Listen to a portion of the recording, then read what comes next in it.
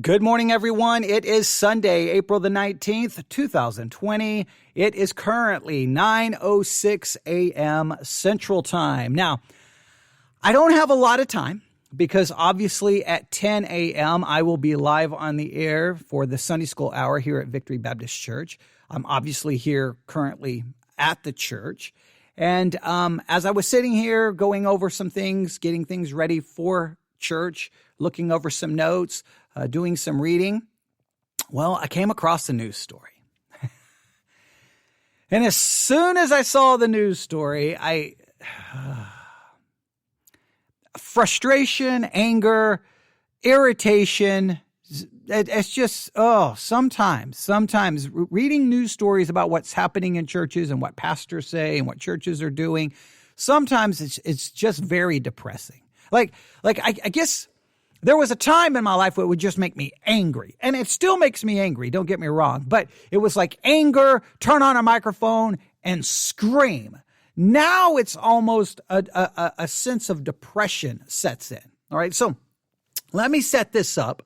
I don't have a lot of time, but I at least want to bring this to your attention because I've made some accusations that has bothered some people. And they've emailed me telling me that they weren't happy, but I've tried to stick by my guns here. All right. So let me explain. We all know that currently we're in the middle of a pandemic, right? COVID-19.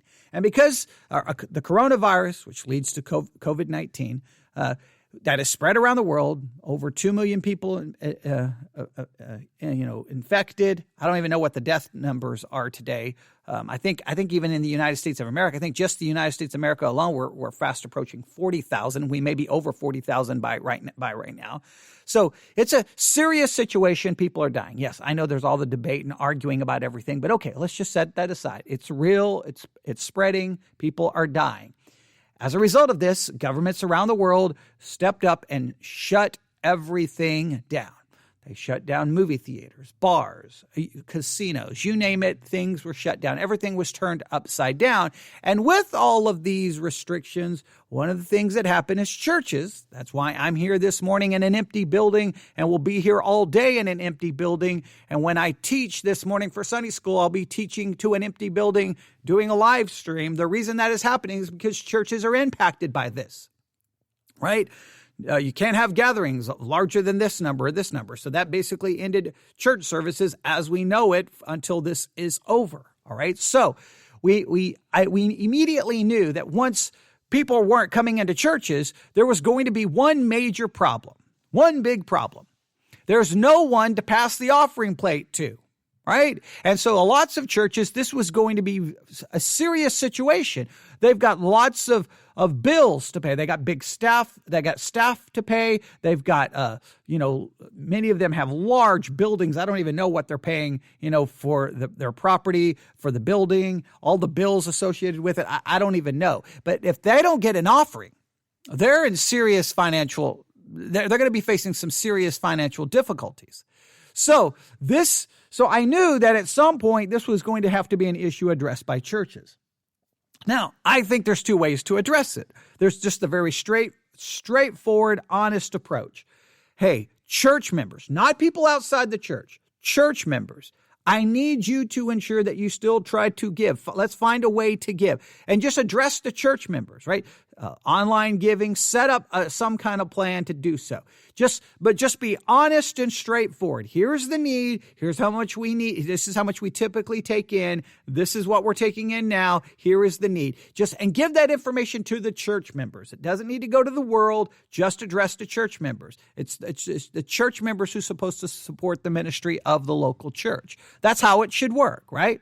Okay. But Christianity is infamous for this. Whenever we always wrap everything in super spiritual language, right? You can have a Super Bowl party where you're canceling your Sunday evening service and everyone's going to get together to watch the Super Bowl, and we won't call it, we'll act like a time of fellowship, right? And we're going to get together and shove food in our mouth for our own fleshly satisfaction. We're still going to try to describe it not as, hey, let's get together and have a meal. We're going to try to wrap it in terms to make it sound like we're doing something super spiritual. Hey, We may be canceling the sermon tonight, but we're going to get together for a time of some good fellowship, right? Good fellowship. Well, lost people get together and eat all the time. So is it something super spiritual taking place, or is it just a bunch of people getting together having a good time? Can't we just say we're going to get together and have a good time? Or why do we have to wrap it up and we dress everything up in spiritualese? Like we speak this spiritual language to make it sound like that what we're doing is somehow not fleshly, not worldly, that it's something more. And sometimes that just, to me, it's disingenuous. It's fake. It's garbage in my mind. I hate when Christians do that kind of thing. Instead of just being honest with what we're doing. It's perfectly okay to say we want to get together and have a good time. All right. But then don't pretend that it's something super spiritual. Don't pretend like you're doing something drastically different than a bunch of lost people getting together. The only difference may be they may be getting drunk or doing something else and you're not, but you're still just getting together and having a good time. Just be honest with it, all right? So you're not getting together usually having big theological discussions. You're usually getting together talking about who knows what. So, all right, you get my concern there, right? They dress it up. So I knew what was going to happen. Christians, churches, hey, we've got this money issue. We're going to do something to try to not make it come across so greedy or so money-based. So when churches started arguing, hey, we need to do drive-in church services, I was somewhat like, why? What? Doesn't really make any sense. You're going to tell all your people, get up, get in a car, drive to a parking lot, and look at the side of a building? And because some of the churches, the pastor is inside the building, he's live streaming, and it's being streamed through a low-powered FM transmitter to the cars in the parking lot. Well, you drove to the building to look at a building. What? Or you drive to the building, and there's a little platform in front of the building with speakers that's blaring out with this horrible sound quality, and people sit in the car trying to hear what's being said. I'm like, that just doesn't make any sense. Or they're transmitting on a low-powered FM transmitter. So you're sitting in the car, looking out the window at someone way up there, listening to it via the radio. Just stay at home and listen. And I kept saying, I think the reason that they're doing the drive-in services is because they can send people from car to car to car to take what? Oh, yes, an offering to get some money, right? To get that money. All right. And I'm like, why don't we just say we need an offering? But no, we are going to come together as a church, even if it's in cars. We're going to be a church. Or they could wrap it up in this. The government's trying to persecute us. They're trying to stop the church. We need to be the church. So everyone show up this Sunday and we're going to show the world that we won't bow down to their, big brother, tactics trying to persecute us. Now, of course, if you can wrap it in that terminology, you get everyone fired up. Everyone's going to come out to prove a point. They're going to have their phones out. They're going to be live streaming it on Facebook. They're going to be making a point. And again, I think, well, is that the point, or is the point to get the money, to get the money, to get the money, to get the money? And then you had other churches like, look, we're going to have services no matter what anybody tells us. We are going to have services no matter what anyone tells us. And that includes a pastor in Louisiana. Now, he's been all over the news. And the one thing I did admire about him was, even though I thought, crazy talk and all the crazy things he has said, one of the things I did admire is he basically straight up said, look, if we're not open, we don't get offerings. We don't get offerings. It's like a business being shut down. We can't survive without the money. Well, yes, that's the problem with businesses all around the country right now who've been shut down. They can't survive without money either. So he was making it like, look, he was kind of basically leaning towards the idea the reason we're open is to get money. Well, he's back in the news again today, that same pastor from Louisiana. And guess what he's talking about? You guessed it. Money, money, money, money, money. All right? That's the thing that makes the world go round. Let me read this article. I'm going to try to go as quickly as I can here. LA pastor Tony Spell. Now, if you just look him up, Tony Spell, TMZ did a thing about him. Everyone's been talking about him.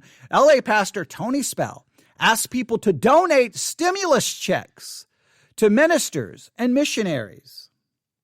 A Louisiana pastor, Tony Spell, who's been criticized in recent weeks for having in-person services in defiance of social distancing guidelines, is asking people to donate their stimulus checks to ministers and evangelists who haven't had an offering in a month. I'm donating my entire stimulus, $1,200. My wife is donating her stimulus, $1,200. My son is donating his stimulus, $600. Hashtag Pastor Spell Stimulus Challenge. Now, oh man, come on. You're talking people who haven't been at work and you're going to tell them to donate their stimulus checks? What we first need to do is ensure that those people have those stimulus checks for their bills, their needs, their food. That's what we need. We need them to take care of themselves. But no, we're going to tell, hey, donate your stimulus checks to pastors and missionaries. Now, look, I understand churches need money. That's the reality of the situation. Now, we can also be honest that sometimes the reason churches need so much money is they spent, they went, $500,000 in debt to build a nice big building. They got a staff of 20 people and they have to have all these programs and all of these activities that cost money, where if they just went back to being a church and focused on the teaching of God's word and not building little mini, kingdoms, maybe they wouldn't need as much money. Maybe, who knows? But the bottom line is, by spending all of that money, you do then ultimately build the big place the people will come to. It's a catch-22. The more you build, the more money you need, and the more money you need, and more money you have to sustain. The more money you need to sustain, the more you have to please the people. Oh, it's a horrible trap to get into. And I understand pastors need to eat as well, but man, during a time like this, I don't know if I'd be asking people to donate their stimulus checks. It just seems so crass. It seems so greedy. It just seems so fleshly. I'm not a big fan of this. And so look what he does here. Now, look what he says. If you don't have a church, give through my website. And I won't even give the website. Spell, who leads the Laugh Tabernacle Church in Baton Rouge, said in a YouTube video promoting his Pastor Spell Stimulus Challenge. Now, I don't have time to play the video, but if you need the link to it, you can email me and I'll send it to you. But yeah, here he is on YouTube. Hey, if you don't have a church, give to me. Give to me. Why is he having in-person services? Money. What is he? Money. I continue to say so many decisions churches are making right now are not about spirituality and godliness and helping people. It's about money. Now, to be fair, there was a church in, I think, Kansas City, or Kansas, somewhere in Kansas, who just paid off, $4.9 million of medical debt. Okay, that's a different mindset right there. That's a different mindset. So I'm not saying every church is like that. I constantly feel that the drive-in services and so much of this is for money. And this is proving it. He's one of the ones saying we've got to have a church service. Well, we haven't got a church service because you're trying to prove a point or because you want money. Just be honest with it. We're going to have church because we need an offering. We're going to have a drive-up service because we need an offering. Just be blunt with it. Don't try to say we're fighting the power. Stand against the man. We're doing this for our Christian liberty, and you're doing it because you need an offering. All right, let's go back to the rest of this story. The challenge, he said, will begin on April the 19th. Today. And he urged would-be donors to share their cash with North American Christian leaders and ministers. Donate it to North American evangelists who haven't had an offering in a month, missionaries who haven't had an offering in a month, music ministers who haven't had an offering in a month, Spell said. A recent online survey by Wallet Hub suggests that not many people will be willing to part with their stimulus cash. Some 73% of respondents in the survey said they would not donate any share of a $1,000 relief check from the government if they got it, according to the IRS tax filers with adjusted gross income up to $75,000 for individuals and up to $150,000 for married couples filing joint returns will receive economic impact payments due to the coronavirus. For filers with income, and then he tells about how much they're going to get. But my thing is, wouldn't pastors get a stimulus check? Wouldn't they get a stimulus check? Yeah. I mean, shouldn't they? So let's see. This is what it says. So this pastor, he was recently hit with a summons for the misdemeanor charge of violating Louisiana governor's order against gatherings of more than 50 people, since he has continued to ignore the order with large gatherings at his church. The Christian Post reached out to him for comment on a stimulus challenge, but guess what? They didn't answer the call. No, they didn't answer the call because you weren't offering them any money. I bet you if you send an email saying, hey, I would like to talk to you about giving you a donation of $5,000, I bet you would get a return phone call relatively quick. But if you call them going, hey, what's up with your stimulus challenge? What is up? You're going to have people who are getting money to help them. You're going to tell them to give that money to, well, you and to other pastors and the ministers. Well, doesn't pastors and ministers get a stimulus check on their own? Why don't those pastors and ministers give the money to the church? Oh man, this kind of thing drives me crazy. So here's what I would say.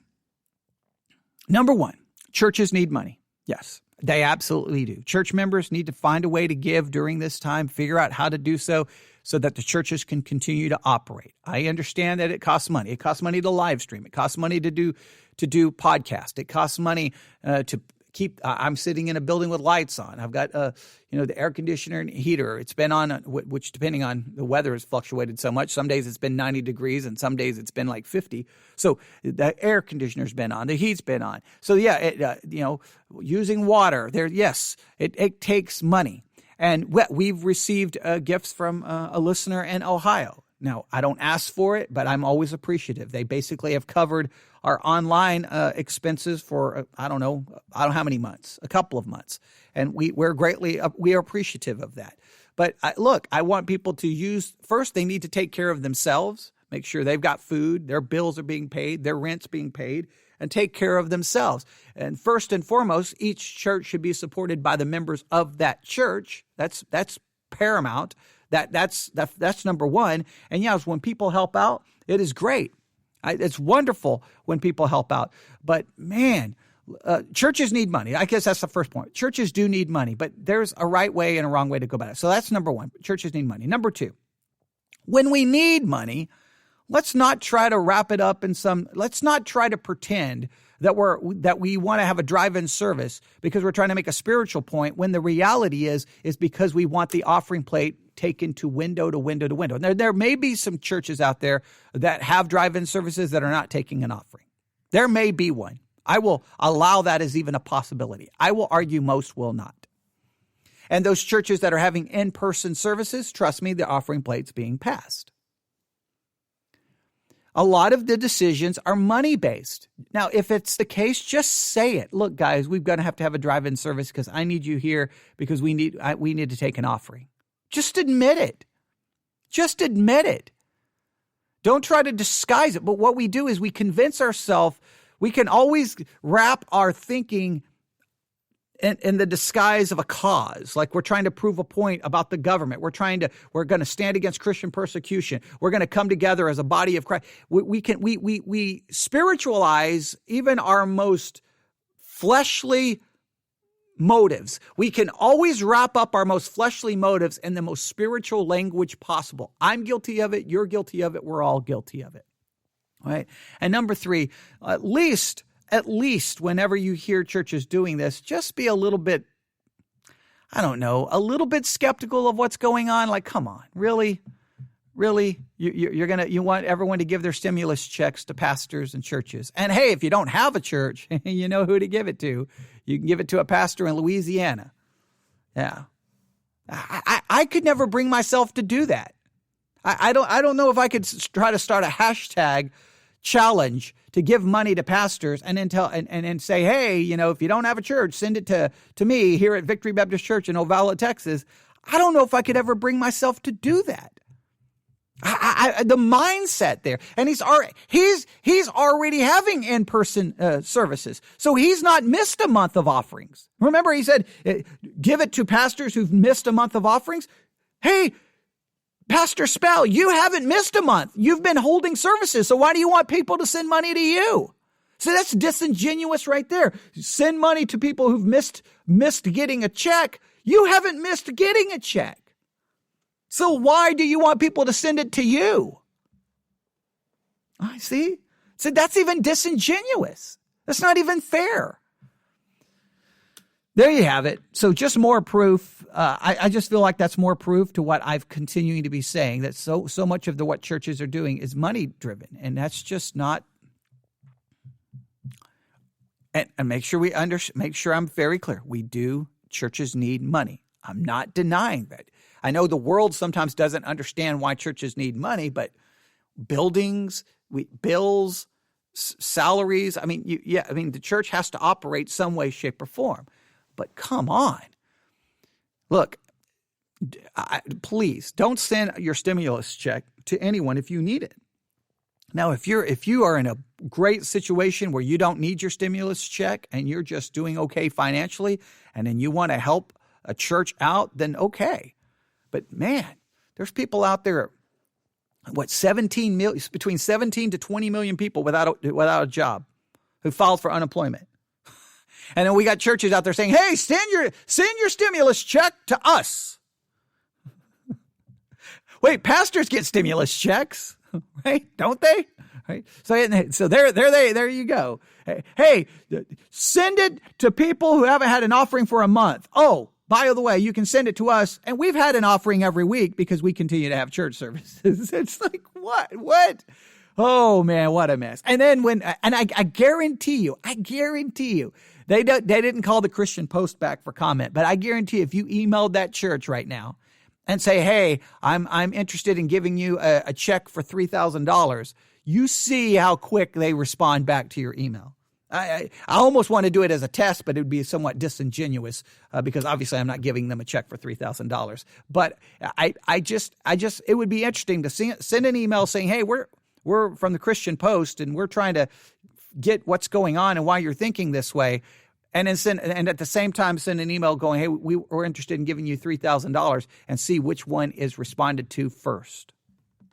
Now, to be fair, I would hope that if I got two emails at the same time, one saying, hey, we need comment on something you said, and an email in regards to sending you money, I hope I would respond to the one asking questions or having some spiritual question first, and then respond to the money one second. I hope I would, but I'm fleshly and I'm a human being and I'm a sinner just like anybody else. So I'm not, we're all tempted when it comes to money. Right? Money is a dangerous thing. So the love of money is the root of all evil, right? So, all right, I'll stop right there. Just some thoughts this morning. I know that wasn't well put together, but I didn't have a lot of time. I saw it, wanted to at least get it out there because it follows, it adds support to the narrative that I have been saying, that so much I think of what churches are doing right now is money driven, being disguised as being for biblical and spiritual and political reasons. And I hate that. I hate that. Just be honest. We need money. So next Sunday, we're having a church drive-in service, but we're doing it not because we're trying to prove a spiritual point or a political point. It's because we need money. But nobody wants to say anything that way because we rarely want to let our honest, we as Christians, we sometimes try to disguise what's brutally honest with spiritual language because it makes us sound spiritual. That's really the lesson from this. It's not even about money. It's not even really about that pastor. It's about that. That's really the issue. All right, I'll stop right there. Everyone have a great day. I'll be back on the air in about 30 minutes. And we'll be doing catechesis. So God bless. Thank you for tuning in for this special live broadcast this Sunday morning, coming to you from Victory Baptist Church. And, I hope you'll listen to our live Sunday school hour starting in about 30 minutes. God bless.